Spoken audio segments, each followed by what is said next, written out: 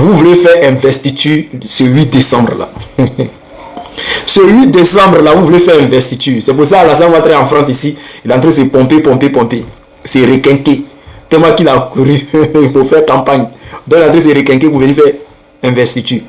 Eli Pada a dit, le jour de l'investiture là, quelque chose va se passer. Nous on parle plus trop. Mais j'aimerais dire à Blé Goudé et son groupe là, dites merci au président Gbagbo Laurent.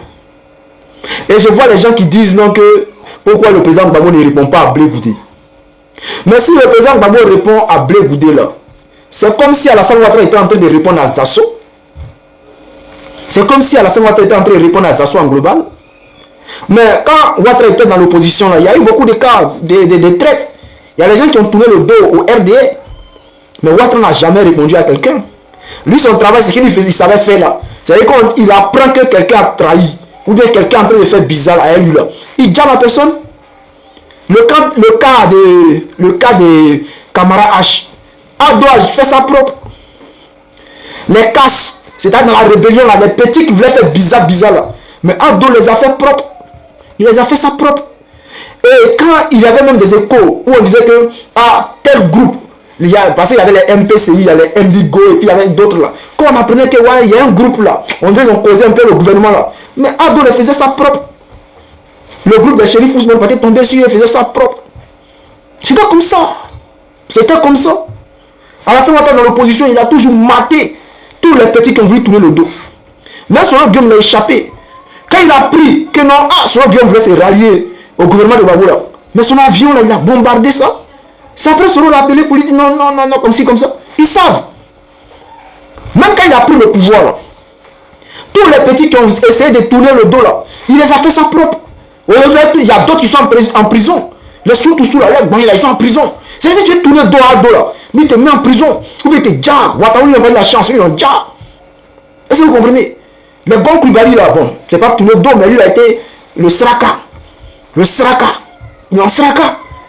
Ahmed Bakayoko, 5 coups de téléphone avec le président Gbagbo Laurent. Mais Ado a fait ça propre. Ado a fait ça à Ahmed Bakayoko. Donc vous les Blé Goudé, dites merci au président Gbagbo Laurent. Dites-lui merci. Parce que même quand Ado était dans l'opposition, là, il faisait ça propre. Les petits qui faisaient des trucs, il les allumait, il les faisait dormir. Donc aujourd'hui, là, si vous voyez que le président Gbagbo, depuis, vous parlez, il ne dit rien là. C'est parce que c'est le seul président au monde qui fait de la politique. C'est-à-dire lui, c'est le seul président au monde, le seul au monde qui respecte vraiment les constitutions, qui respecte la loi. Sinon, normalement, les hommes politiques, là, une fois arrivés au pouvoir, là, ils s'en foutent. Hein. Et ils sont assis. Hein. Et en Afrique, surtout en Afrique, c'est le président Gbagbo seul qui a voulu respecter qui respecte la constitution et qui respecte les lois. Tous les Dramane, ils ne respectent rien. La justice aux ordres des Dramane. La CEI aux ordres des Dramane. Conseil constitutionnel aux ordres des Dramane. L'armée, lui, c'est aux ordres des Dramane. Aïe, il respecte quoi? Il ne respecte pas, il ne respecte rien. Voilà. Donc là, Blé Goudé, son bon là. Dites merci au président Gbagbo. Parce que depuis la prison, tu as trahi. Et il le savait. Depuis la prison, tu as voulu diviser le FPI pour que les militants du FPI puissent aller au COJEP. Le président Gbagbo le savait. Il n'a rien dit. Je vois les gens qui sortent les vieux cons comme les billes de fer, les tocards là. Ils sortent, ils parlent 2 jours, lesquels ils regardent quoi là. Les plaisantins là. Les affamés, les gens qui ont faim là. Les maudits quoi. Et les voix 2 jours là, ouvrir les bœufs qui puent là. Et aussi vont parler du président Gbagbo Laurent. On dit non, pourquoi? Ouais, Blé Goudé, vous l'avez provoqué, il a répondu. Ah bon? Mais pourquoi c'est pour Blé Goudé là qui vous intéresse, les gens du RDA là? Mais on dit que Blé Goudé parlait avec Mamadou Touré. On a vu Annie Tchelé qui a essayé de justifier ça. Cette moquée de grande classe. Aujourd'hui, elle peut dire grande classe parce qu'elle a réussi son combat. Voilà, aujourd'hui, le RDA, non, elle est contente, non, elle a réussi. Sinon, hier, là, elle traînait comme ça dans le palais du président Gbagbo. Chaque jour, elle était là-bas. Elle voulait taper dans le dos de Simon Gbagbo. Sinon, elles savent Comme je l'ai dit, c'est Franck, comment il s'appelle, François Kensi. C'est lui-même. Et c'est que lui souffrait. Bon, comme il était artiste, il était grand artiste, donc il me disait que peut-être. Il peut me dire hein, qu'il s'en foutait, lui, il pouvait avoir cette petite go, gérer à gauche, à droite. Donc, on ne peut pas peut-être trop concentrer sur elle. Parce qu'elle, là, elle était concentrée sur le Woody. Hein, elle était mal fan du président. Elle sait, je sais.